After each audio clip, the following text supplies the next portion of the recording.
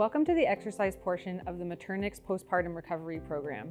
Through these 5 weeks of exercises, we're going to start off with regaining mobility and working on our breath, and then progressing week by week up to agility and more dynamic exercises, which will prepare you for more exercises, including running and returning to high impact activity. These exercises have been specifically designed to stretch out areas that typically get tight and to strengthen areas that can be hard to connect with postpartum. These exercises can be done after vaginal or C-section delivery. You can progress through these exercises on a week-to-week basis if you are able, but if you find that one week is more challenging than the other ones, then definitely feel free to stick with that week for an extra few weeks before you're ready to progress. Feelings of stretching and fatigue during exercising is normal, but you should not feel acute pain. If you do, try and pull back and regress the exercise, and you can progress it as you become stronger throughout the weeks. Additionally, if you feel any pelvic heaviness or the need to urinate, or if you're leaking at all, it means that you're not managing the pressure in your canister or your core very well, and we need to build up that strength before you progress to that exercise. So always listen to your body while you're exercising, and again, if you have any questions, please reach out to me. Thanks again for taking the course, and I hope you enjoyed this routine. Welcome to week 2 of the postpartum recovery program. In this routine, we're going to start doing a few strength-based exercises along with a few mobility things like we did last week. So coming down onto the ground, we're going to start with half kneeling twists. So in this position, I'm going to be half kneeling with one leg out in front of the other. So I'm hip width apart. I'm not trying to balance with my foot right in front of my knee. So hip width apart. And then from here, thinking of that string nice and tall towards the ceiling, I'm going to bring my opposite arm up to my leg. We're going to do an inhale here. And then on the exhale, I want you to exhale and use those obliques to pull that arm towards the front knee. Inhale, unwind. We'll do 5 here. Inhale, unwind. Exhale, front rib down to that front hip. 2 more. Twists, we're engaging those obliques.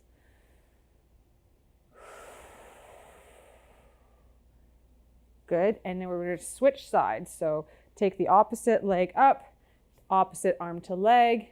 Inhale, exhale, twist that torso towards the front leg. Inhale, unwind. Exhale, twist. 3 more. Inhale, unwind. 3.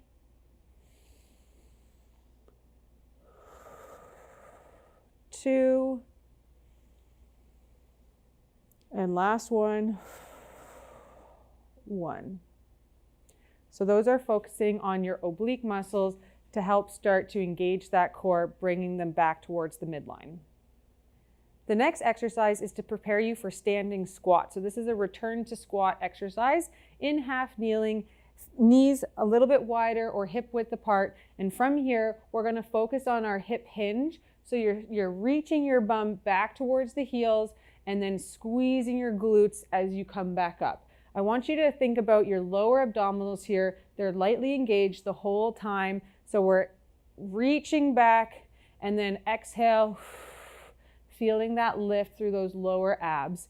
Inhale, exhale, squeeze. And what I want you to try to avoid is letting that chest flare out and breaking that connection between your ribs and your hip bones. So bringing your canister, tightening it so that your ribs are pointing down towards your hips. So let's do 8 here. So we'll do 8. Inhale, exhale, squeeze. Inhale, exhale, squeeze. And when you squeeze those glutes, you're also tightening the pelvic floor. Inhale, 4. We have 4 more. Inhale, exhale, squeeze. 2 more.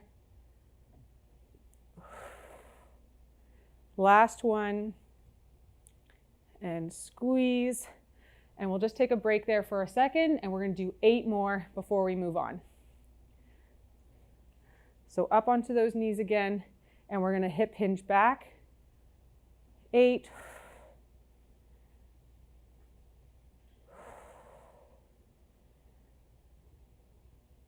6,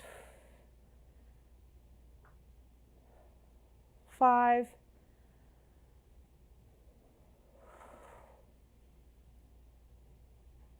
3, 2 more, 2, and 1. Great, and that will lead us to next week where we'll get into regular squats, standing. For our next exercise, we're gonna be doing bridging. We're gonna start easy and progress to harder progressions. So lying on your back, feet on the ground, we're focusing on reaching our knees towards the wall in front of us. So we're pushing through the ground, lifting our hips up, and we're gonna do 6 here, 5, 4, 3, 2, squeezing that bum to get your hips up, 1, and now from here, for the next round, we're gonna be doing a slight progression. We're gonna go up on 2 and then down on 1. So we'll do 6 on each side, up on 2, lift, down on 1. Up on 2, lift that right leg again. Let's do 6 on each side, all in a row, to work one leg at a time. 3 more, 3, 2, try not to let the opposite hip drop when you pull your leg up. And last one, and now we'll do 6 on the opposite side. Up on 2, lift and lower. Up on 2, lift and lower. And have control through all the movement that you do. If this is too hard, then just stick with regular bridging for now. We have 2 more. Last one. Good, and you should have felt that working that single leg for those ones.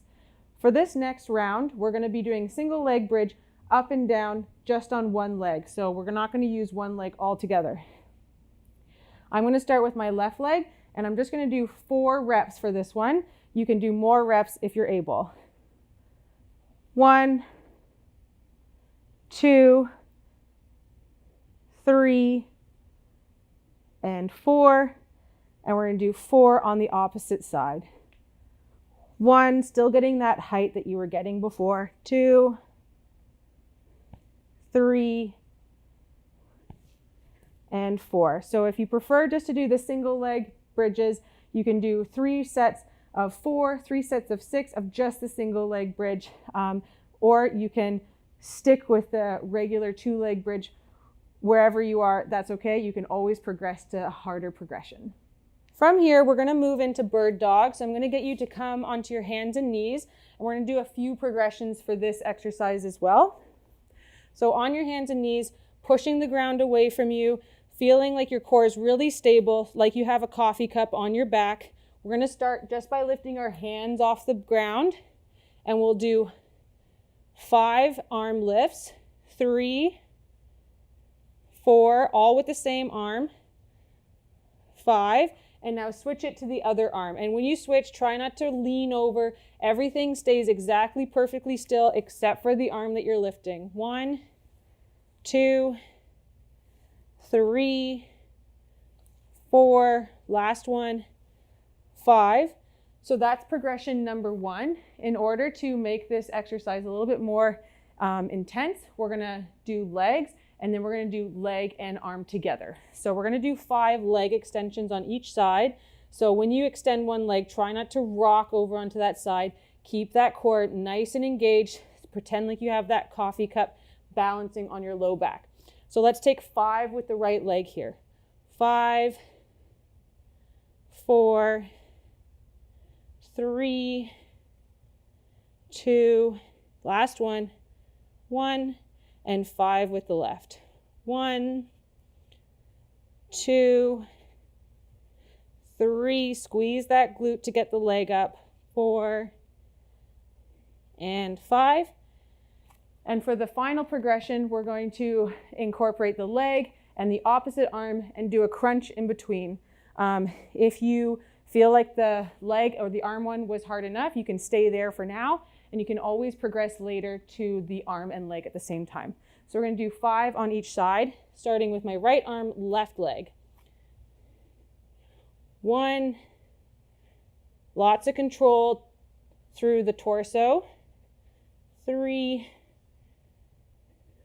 4,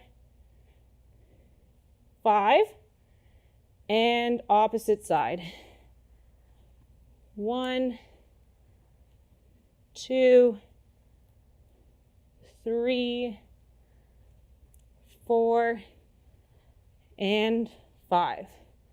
Okay, great job. For this last exercise, you're going to use a TheraBand, and we're going to be doing what's called band pull-aparts.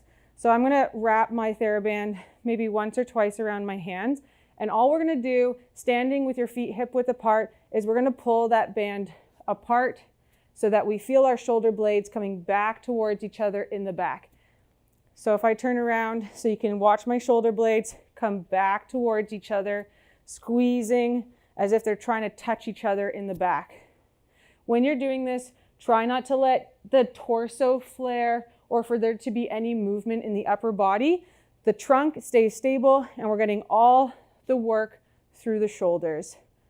So we're going to do 10 here. So 10, 9, 8, 7, 6, 5, 4, 3, 2, and 1. And depending on the intensity of the stretch of the band, this will make it harder or easier. We're going to do 10 more, and you should feel the burn between the shoulder blades, maybe a little bit into the upper traps. It's good to keep your shoulders strong during this time. You have a baby, maybe also a toddler to carry around. That's a lot of work. So keeping your arms nice and strong is going to prevent you from seeking postures that are a little bit less ideal for the back and the hips. So let's do 10 more here. 1, 2, 3, exhaling on the effort. 5 more. 5, 4, 3, 2 more, 2, and 1. Great, and you should feel the burn there through your shoulders. Thanks for joining me for week 2 of the postpartum recovery program. I'll see you next week for week 3. Thanks for joining me for the Maternix Postpartum Recovery program. If you have any questions or concerns, please feel free to reach out to me via the membership page or at my email info@maternix.ca. You can use these exercises in conjunction with other exercise routines, but they are meant to take you from early postpartum into whatever activities you do want to get back to. So I hope you enjoyed it. Thanks for taking the course.